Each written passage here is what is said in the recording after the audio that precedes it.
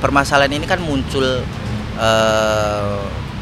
kurang lebih di Maret ya 2022 ya, pada saat klien saya itu diminta untuk mengikuti apa yang menjadi keinginan katakanlah si R ini ya. Karena klien saya ini merasa keberatan karena indikasinya masalah penyimpangan tersebut itu, maka akhirnya timbullah kekerasan dalam rumah tangga itu gitu. Jadi dengan cara memaksa, dengan cara menarik, memukul, akhirnya terjadilah perbuatan yang tidak diinginkan oleh klien saya, yang tentunya klien saya mengalami kesakitan dan merugi kan. Akhirnya dari situlah sempat terjadi percecokan terus-menerus ya. Mungkin dari situ akhirnya menjadi hubungan tidak harmonis, permasalahan kecil jadi dibesar-besarkan. Akhirnya dari pihak R sendiri ini mengusir klien saya dengan ibunya. Dari situ setelah keluar dari rumahnya, jarak beberapa lama itu tiba-tiba ada surat gugatan dari R itu.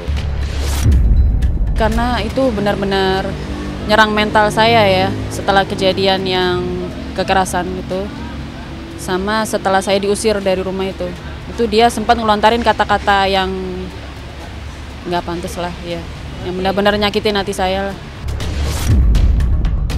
Ya miris ya, miris kenapa kok sampai banyak kasus-kasus KDRT di kalangan, bukan cuma artis sih, banyak sih. Ya miris saja kenapa harus sampai terjadi kejadian kayak gitu loh. Selama masih bisa diomongin baik-baik ya diomongin baik-baik gitu loh, nggak perlu sampai kekerasan dalam rumah tangga. Maaf, saya nggak bisa menceritakan lebih detail karena itu masalah sensitif ya. Masalah-masalah sepele sih sebenarnya. Seperti apa sih Mbak? Salah satunya sih mengenai dia yang sering pulang malam gitu. Diprotes sama Mbak Sarah. Dan mengenai kekerasan seksual itu yang saya nggak terima. Yang sangat fatal menurut klien saya ini kan bahwa si terlapor ini suka minta berhubungan seksual, ya namanya suami istri ya, tapi dimana klien saya ini kan merasa keberatan karena diduga terlapor ini telah melakukan penyimpangan seksual itu. Jadi karena klien saya ini keberatan, akhirnya klien saya melakukan penolakan. Nah, penolakan tersebut akhirnya menjadi kekecewaan mungkin sama pihak terlapor. Akhirnya terlapor melakukan kekerasan-kekerasan, baik itu fisik. Seminggu mungkin 2 kali. Namanya melakukan hubungan seperti itu karena salah satu pihak tidak mau menurutin, mau nggak mau dipaksa. Menurut keterangan klien saya sendiri pun pada saat itu dia dipaksa, didorong, terus ditarik, bahkan dipukul, terus tangan sama kakinya juga ditahan, terus mengakibatkan luka-luka lebam gitu. Jadi tangan dan juga kaki-kakinya itu mengalami luka lebam-lebam. Sebenarnya saya dari awal pertama kali kekerasan seksual itu saya udah pengen mau lapor gitu, cuma saya diancam gitu. Yang menjadi keberatan klien saya ini bahwa terlapor melakukan hubungan suami istri itu menyimpang gitu loh, nggak sewajarnya gitu. Dan itulah yang menjadi keberatan klien saya. Akhirnya klien saya menolak. Karena klien saya menolak, akhirnya terlapor ini melakukan kekerasan fisik, lisan juga gitu. Akhirnya klien saya mengalami luka-luka, namanya penyimpangan seks yang mungkin teman-teman tahu lah seperti apa kan gitu, nggak sewajarnya.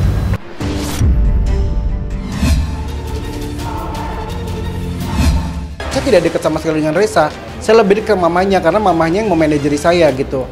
Nah gitu, tapi karena saya nih di manajer mamanya, dia akhirnya secara sendiri bilang ke saya pinjam duit lah begini, ada yang nipu, ada yang minta. Saya bilang gimana ini, saya ngeliat mamanya kan kasihan.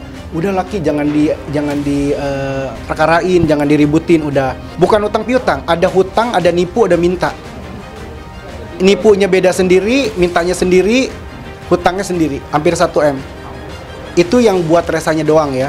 Yang buat resanya doang, yang dimakan sama dia bener-bener, yang ditipu, diminta dipinjem hampir 1 M. Kalau buat keluarganya saya ridho lillahi ta'ala, saya ikhlas hampir 1 M. Kalau buat keluarganya saya ridho lillahi ta'ala, saya ikhlas.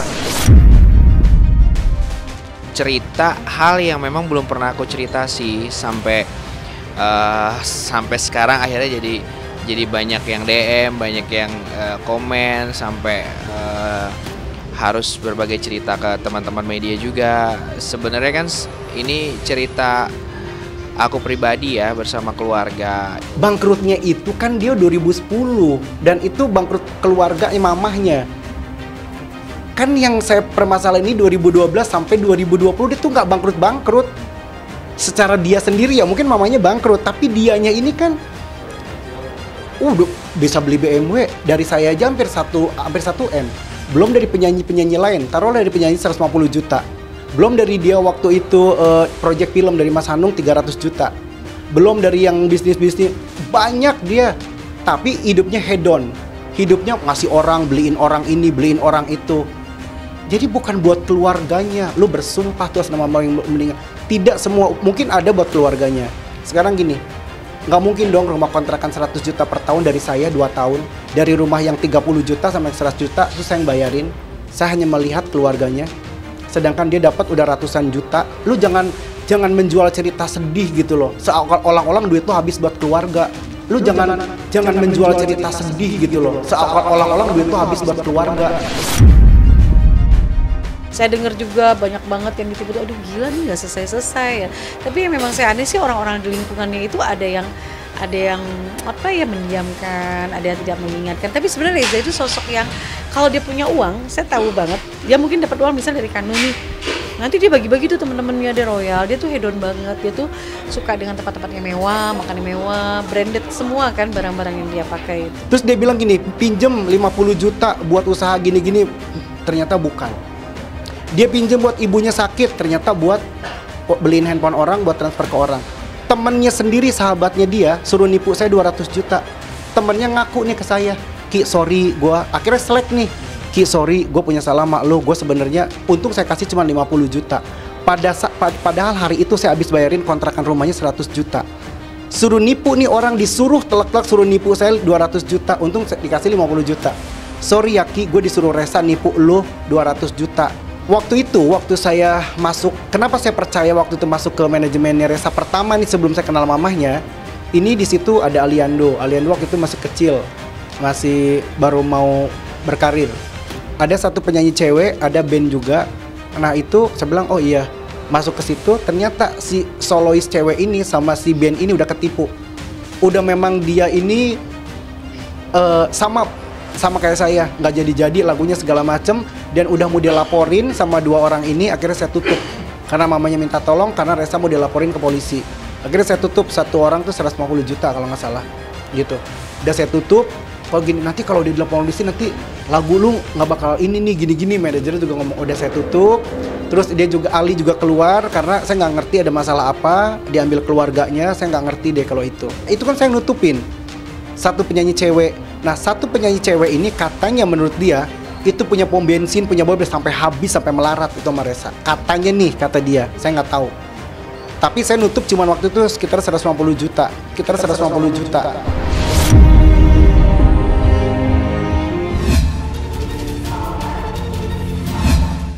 Jadi pada tanggal 13 Februari kemarin, saya Luki Hakim didampingi Alex mengundurkan diri dari Wakil Bupati Indramayu menuju ke DPRD Kabupaten Indramayu.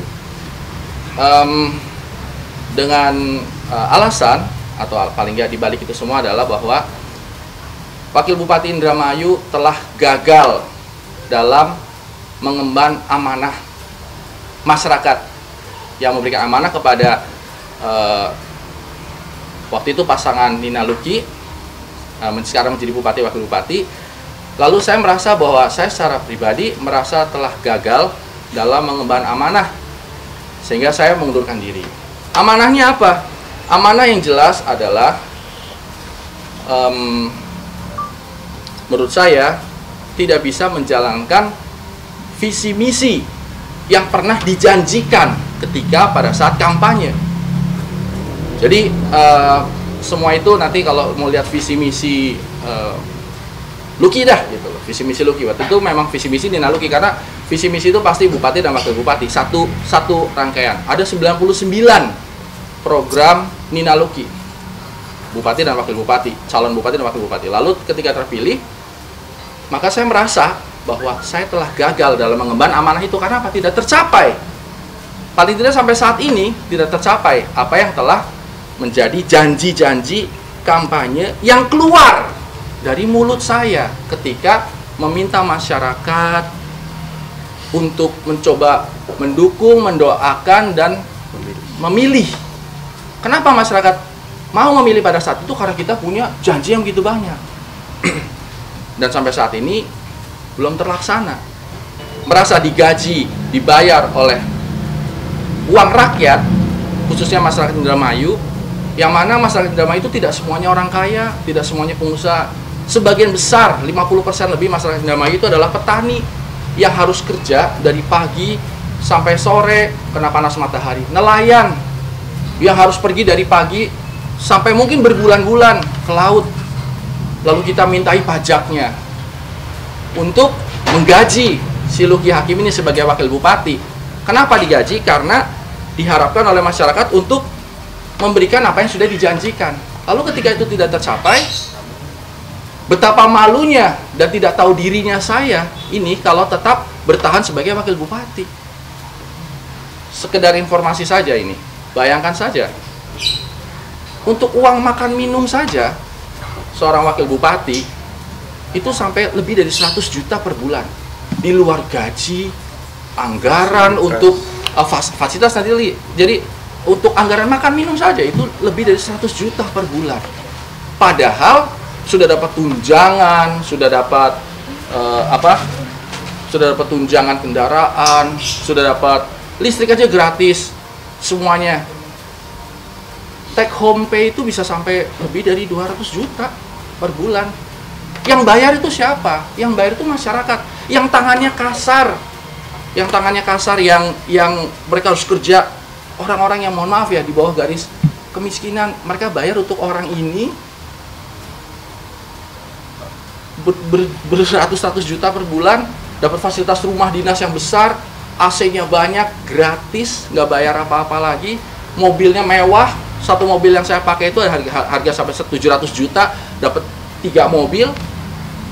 Lalu kalau tidak tercapai tujuan yang dijanjikan, saya orang yang sangat durhaka kalau saya tidak mundur. Tentu kendalanya adalah bahwa ada beberapa keterbatasan dari seorang wakil bupati. Menurut undang-undang memang dibatasi.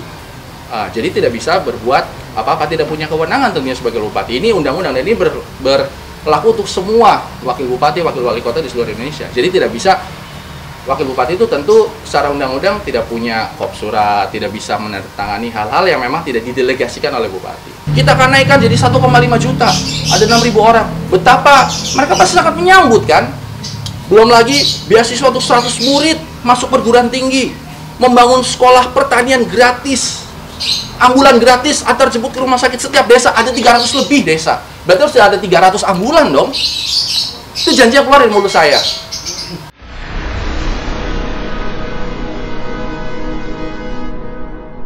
Jadi jangan lupa untuk subscribe Cumi Cumi. Ditekan ya tombol lonceng merahnya.